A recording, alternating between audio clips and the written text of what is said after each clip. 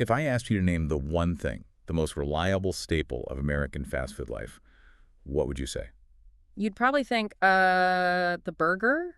Maybe the soda? Right. But honestly, the true foundation, the thing nearly every quick service restaurant is built on, is that perfect, crispy, golden French fry. And you, like most people, probably just assume those fries are grown in Idaho, processed somewhere nearby. It feels like an American product. Of course. But we're here to kind of pull the curtain back on that because there is one single shocking statistic that really defines this entire deep dive. Okay, what is it? 91%. A full 91% of all the imported frozen French fries that fuel U.S. fast food chains come from just one place, Canada. 91%. That's an incredible number when you think about the sheer scale of American fast food. We're talking about this massive trade relationship that nobody even knows about. And it keeps your local drive-through from ever running out. So our mission today is to unpack how that stability is, well, it's starting to crumble. We're going to show you how political uncertainty, specifically the threat of U.S. tariffs, is forcing Canadian processors to look elsewhere. And by elsewhere, we mean Asia. They're pivoting. And this isn't just some abstract trade story. No, not at all. This is already causing supply issues. It's pushing costs up for chains, and it's creating these long-term problems for American agriculture itself. It all starts with the humble potato. It's a full-blown fast food potato crisis, and it really affects anyone who stops for a quick meal. It does. Okay, so let's dig into this. The scale of this thing is just hard to grasp. This isn't a small trade relationship. No, it's the foundation of the industry. So get this. In the last few years, the data covers, Canada exported about $2.7 billion worth of frozen fries. $2.7 billion. And here's that dependency again. Yeah. 91% of that, which is about $2.4 billion, went straight across the border into the United States. I mean, that has to be one of the biggest food trade relationships that Americans are just completely unaware of. It is, but they rely on it every single time they order fries or tater tots or hash browns. So is this just about the frozen fries, or does this integration run deeper? Oh, it runs much, much deeper. And that's what makes this whole situation so dangerous. It really shows that the two countries operate as a single supply chain. Okay. The pattern is consistent everywhere. For example, seed potatoes, which are crucial, 96% of Canada's $50 million in seed potato exports went to the U.S. 96, wow. And fresh potatoes, Yeah. same story. 93% of their nearly $500 million in fresh exports came right here. So when you're looking at U.S. potato imports, you're pretty much just looking at Canada. You are. That's the key takeaway here. These industries aren't competing. They're totally interdependent. Canada specialized in the specific potato varieties and the processing that the big quick-service restaurants, McDonald's, Burger King, that they all demand. And the U.S. chains built their whole business model on that assumption. That it would just always be there. Exactly. Let's talk about how that was built. I mean, this massive specialized supply chain, it didn't just happen by accident. Not at all. It was engineered. So in 2024, Canada grew 5.8 million metric tons of potatoes. But here's the key part. The split. The split. 69% of all of that was grown specifically for processing, for fries, for chips. Only about 20% was for, the fresh potatoes you buy at the grocery store. They're built for the fry? They're optimized for the fry. And that's concentrated geographically, too. The main processing happens in Alberta and Manitoba. So two provinces are basically the engine room for America's fries. Pretty much.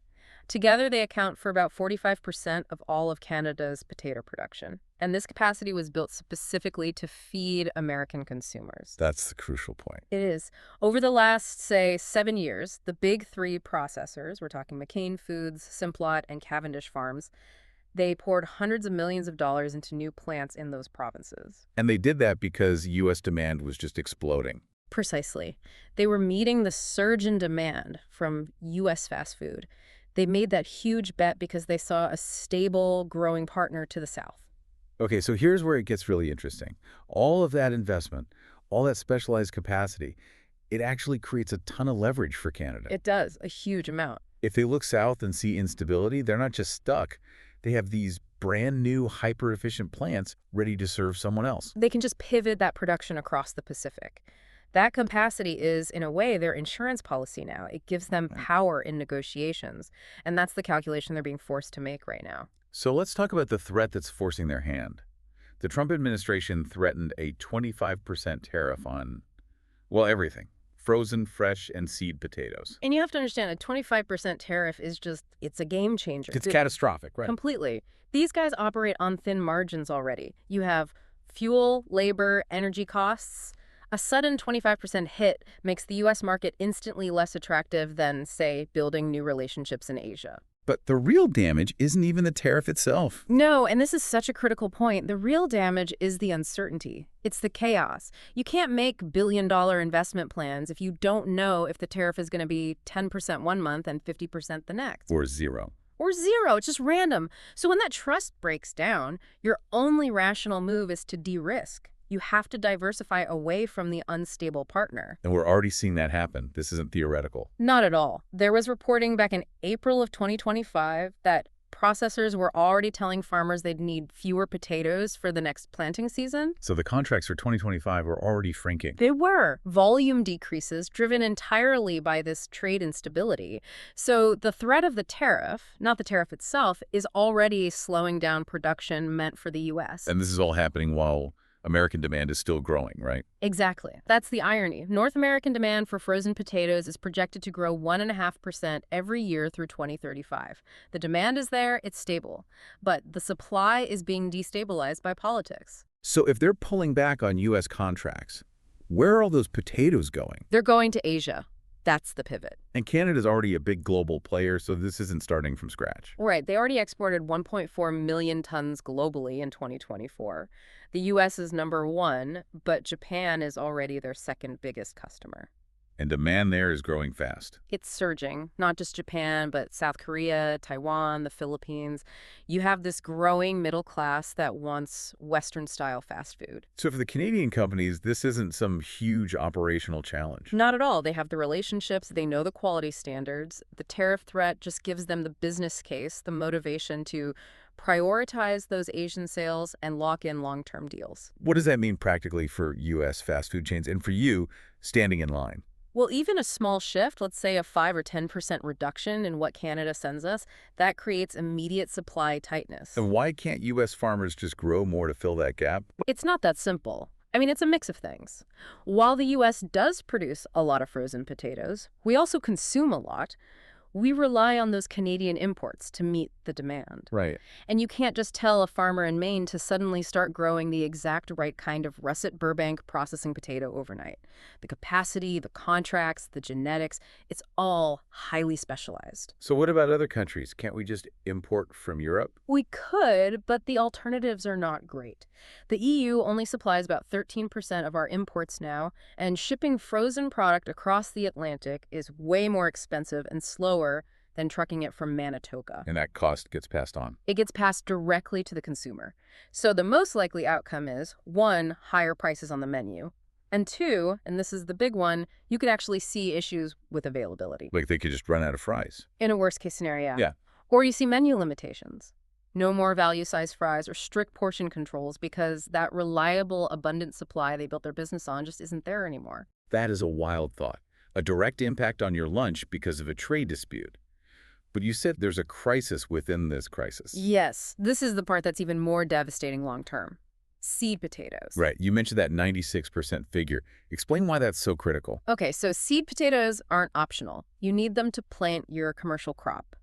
And you need certified, disease-free stock that's genetically right for your region and for the processors. And U.S. farmers get that from Canada? They rely on it. It's specialized, certified stock that guarantees high yields and quality. So the nightmare scenario is a two-front war on the supply chain. Exactly. The tariffs hit the frozen fries, so your immediate supply goes down. At the exact same time, tariffs hit the seed potatoes, so your ability to grow your own potatoes next year also goes down. It hammers you from both ends. And the timing is everything in farming. It's brutal. Planting windows are so narrow. If seed shipments get stuck at the border because of some tariff chaos, farmers could literally miss their window to plant for the entire year. Which means zero production. Zero production. And just like with the fries, Canadian seed producers have other options. They can start building new relationships in Mexico, South America, Asia. And once those relationships are gone. They are incredibly hard to rebuild. Okay, so let's be clear here for everyone listening. A necessary fact check. This huge dramatic cut hasn't fully happened yet. Correct. We saw exports drop about 17% between the first and second quarters of 2025, which is a big deal, but, trade fluctuates. The full pivot isn't complete yet. And that's the key word. This isn't a temporary blip. This is a structural shift. That is the critical distinction. Canadian processors are asking a very rational business question. Do we really want 70 to 90% of our business tied to a market that can slap on arbitrary tariffs at any moment? And the only sane answer to that is no. It's diversification. Precisely. They're building those long-term, sticky relationships with buyers in Asia. They're investing in Pacific logistics. And here's the permanent part. Once you sign those multi-year contracts, once you build that infrastructure, you don't just undo it because the political winds shift back in the U.S. So for the big U.S. fast food companies, the entire foundation of their business model is now shaky. The assumption they built everything on cheap, reliable, abundant Canadian supply, that assumption is now fundamentally in question. The processors now see the U.S. not as a stable partner, but as a risk to be managed. The potatoes are still out there, but American chains are no longer the guaranteed first customer. They're not. They have to compete for them now. So the big takeaway here is that the fries you took for granted are now being viewed by their producers as a liability, forcing them to look to Tokyo and Seoul instead of Ohio and Texas. And if you just zoom out for a second, it raises a much bigger question for all of us. This whole deep dive started with a French fry, maybe the simplest, most common food item there is. If political chaos can destabilize a decades-old, deeply integrated relationship over something as basic as a potato, what other assumptions about stability should we all be reevaluating in all the essential global supply chains we depend on every single day?